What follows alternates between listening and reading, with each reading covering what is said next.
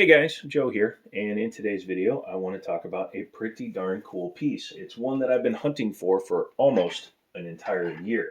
As I grab the box to it, don't forget to subscribe to the channel. Helps it grow. If you become a member, you'll be able to influence the channel a little bit, as well as get early access to videos like this one. Not 100% sure when this one's coming out because there are 4 to 6 already up and available for you to check out ad-free. All you have to do is become a member. A couple of bucks a month, you help the channel grow. I can pick up stuff like this and do these videos. What I'm talking about is an unmarked box. That's my favorite thing ever. This is a Rock Island, and it looks like they didn't have time to get boxes made, or they just ran out of boxes with their logo on it. Normally, they have a nice billboard as well as a personalized gun lock or a manufacturer stamp gun lock. And in this case, no, it doesn't. Literally in this case, no, it doesn't. This one came from Liberty Arms, so go ahead and contact them. Tell them you want one of these. Again, I got lucky and found this one, so this one's mine. You can't have it. But I wanted to go ahead and show it off. So this is the Invisible 1911. Just kidding. It is this guy. This is the 1911 high capacity double stack 45 ACP. That's right. This is a 1911 double stack. I've pretty much showed you everything that comes with that. You get your manual up underneath there, and that's it. Let's go ahead and move the box out of the way. Pretty easy, simple. Let's get rid of that. And let's go ahead and do a quick comparison in terms of size. Number one, you can't really do that with the regular 1911. Speaking of regular 1911s, we have my Kimber lightweight custom Arctic carry. As you can see, one is a bit of a chunkster compared to the other one. However, you'll see the slides look to be about the same size. So we're going to be trying something in another video. But overall, upper dimensions are the same. But it's when you get down here that you wind up with the chunkster. I like to say chunkster because it's funnier.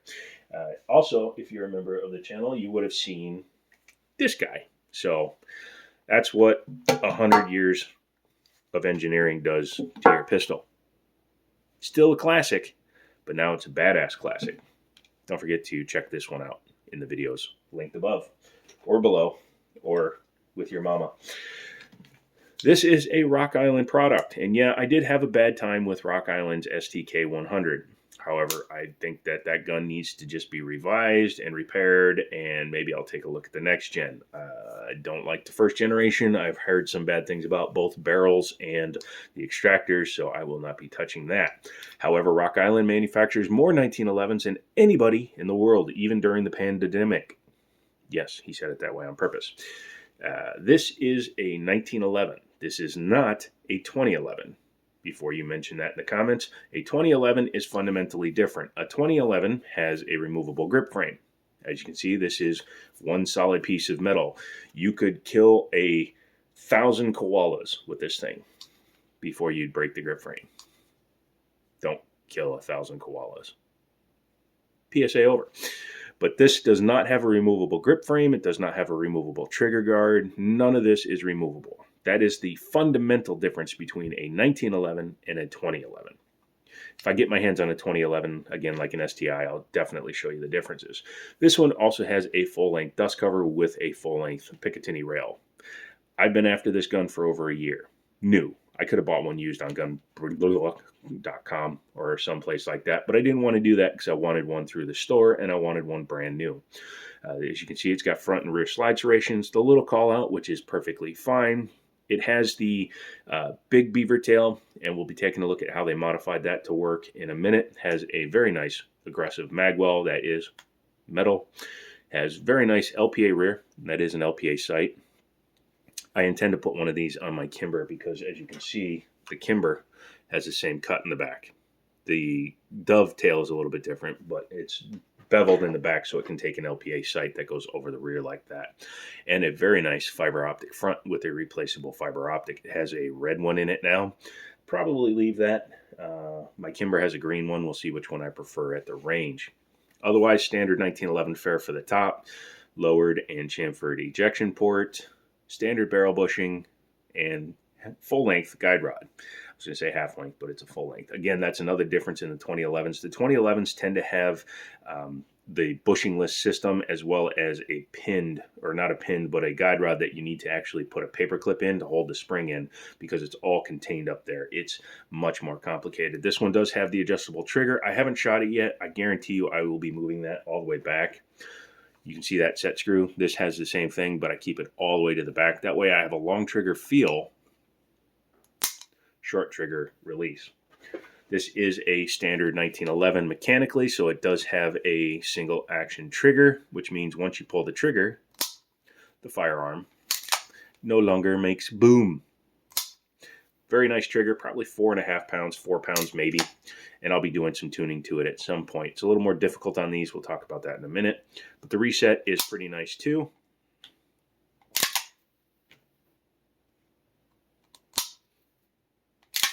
Sorry. Audible tactile works fine. The reset and the safety's right there. This gun has one glaring issue in that it's easy to hit this when it's in your holster because of the ambi safety. I don't like that. I'll probably be shaving that all the way down. I don't need it, even though it does help for a gun like this. Typically when I pull left-handed, I just manipulate it like that. But that gets in the way, and it actually can pop up the safety a little bit, even when the trigger's down. And when it does that, you can see it actually interferes with the slide. So hopefully that will either work out, or it just will stop doing that and being a bastard. Whoa, informal jump cut. Sorry, I had a sneezing fit just then. Overall, feel of the gun is really nice. I have big, monstrous hands, and this thing fits in there very nice. As you can see, it fits right in my hand. I can almost get all the way around it. Yeah, as opposed to my standard 1911, which you can see I can get much more on the grip. Some of these nerves are a little off today. But this guy is a much heavier gun. The sights are very easy to pick up, as you can see. You just kind of find it and grind it. That's a manual transmission reference, something many of you will not understand.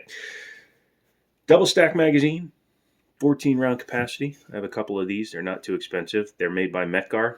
As you can see, this says P1445. That's because Metgar was also the manufacturer of the Para Ordnance 1445 magazine.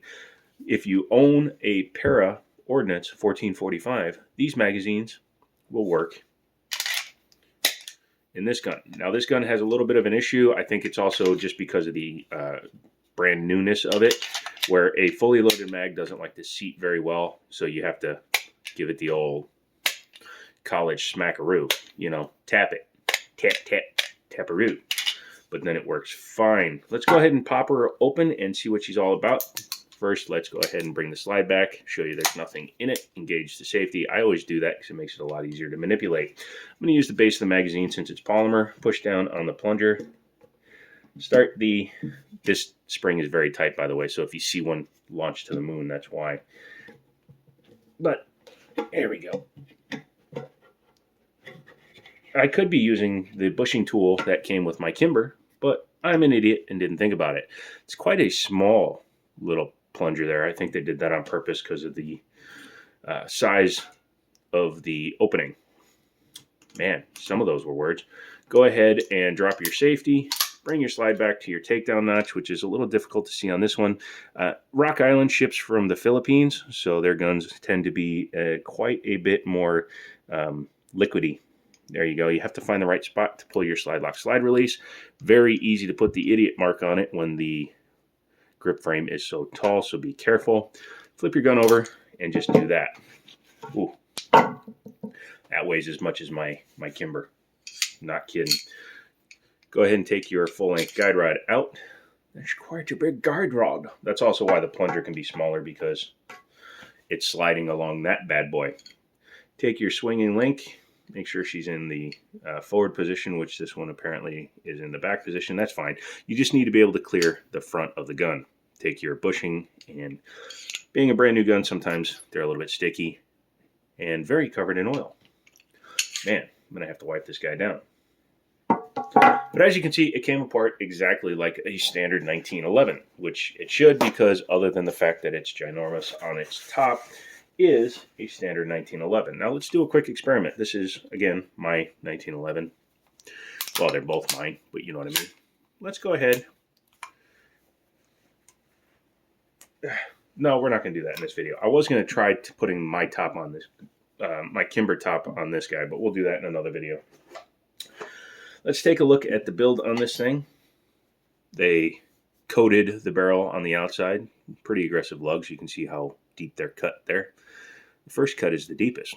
And you can see it's got a polished feed ramp. And as you can see inside there, very, very light grooving compared to like that military one we showed last time. We'll have to see how well this one shoots. I've never had a problem with the accuracy on a 1911 from Rock Island. Hopefully it's not going to start now. Even though it's covered in shipping lube, I'm going to swap that out for some extreme performance. I use Wilson Combat Lube. I'll link it down below. Inside of the slide, you can see there it's a very tight tolerance, as some of the material is already wearing off just from sliding the slide on the slide rails. I just felt like saying that again. Back here, very clean. You can also see this has Series 70 internals, which most 1911s from Rock Island will be. It's just a simpler design. There's no firing pin block, which also gives it a much more pure trigger feel. Yes. The tube appears to have some of the material coming off again. Tight tolerances, I'm fine with that. I will be showing for the members only, so make sure that you're subscribed to the channel how I actually modify my 1911s right away when they're parkerized or coated to make them smoother. But overall, fit and finish looks very nice on the top. The chunkster of the frame, and I am not kidding, they weigh the same. You can see that is fully enclosed for the grip panels. Most 1911s, you can actually stick your finger through the sides of the frame. Can't do that on here. And since this is a full-length dust cover, it looks a little awkward. It's about the size of a PMR 30 when it has the top on it. But the overall fit and finish again is nice in there. I will be polishing everything and showing you how I do it to make my gun super smooth and potentially a little bit more accurate. Nice rails back here. If this was a standard gun, it wouldn't look so obscenely short, but nice rails back here. And I will probably, like I said, I'll be trading this out for a competition style single-sided one. I know that's a contradiction in terms, but there are competition style single-sided safeties. You don't always want double-sided safeties. Boosh to boosh. Let's take a look at the beaver tail now that the top's off. I can manipulate it around a little bit. You can see this is cut specifically to fit inside this extended or this larger gun. It has a couple of cuts in here. It is wider, and then it comes in to fit into the frame itself, which means this is a precision fit part if you wanted to change it out with something else. Although why would you? You'd have to modify it a little bit. Standard 1911 backstrap, you can see the frame comes in and grabs it basically. So that's interchangeable with the standard one. No front serrations. It does have some verticals. Doesn't really do much for the ability to hold the gun, although this definitely helps. This aluminum or steel, could be steel magwell, at least for my hand, as you can see, keeps it right in place. I'll probably still skate tape that, and I still have to modify my trigger to get the adjustment all the way back. Standard 1913 pick rail, which is very nice because this allows you to put lights, lasers, whatever, because this is going to be more of a home defense 1911. I like the 45 ACP, I like the double stack, and this is fulfilling that itch. One downside to this gun: grips are harder to come by. You can see back here, there's a little bit of a feature there.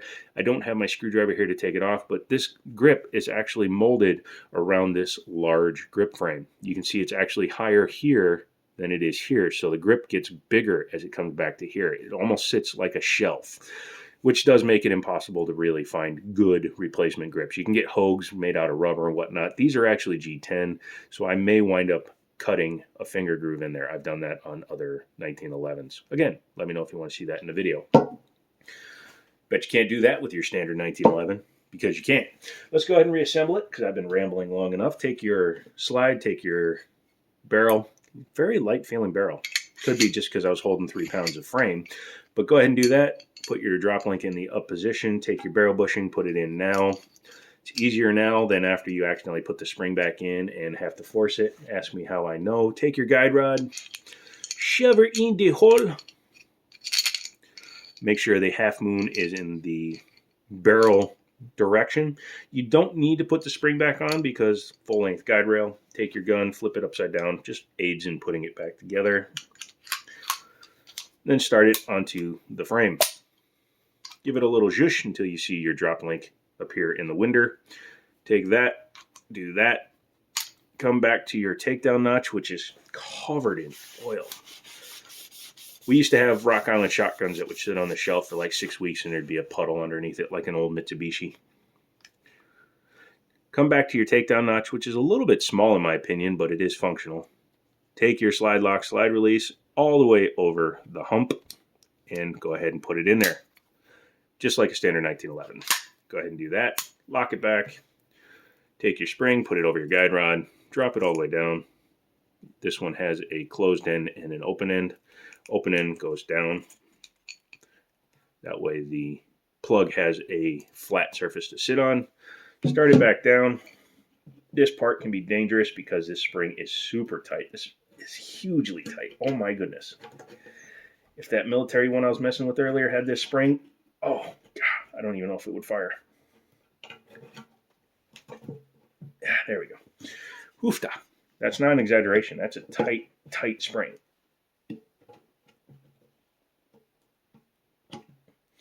It's because of his nerve damage. Possibly. Shut up. This is what I was talking about.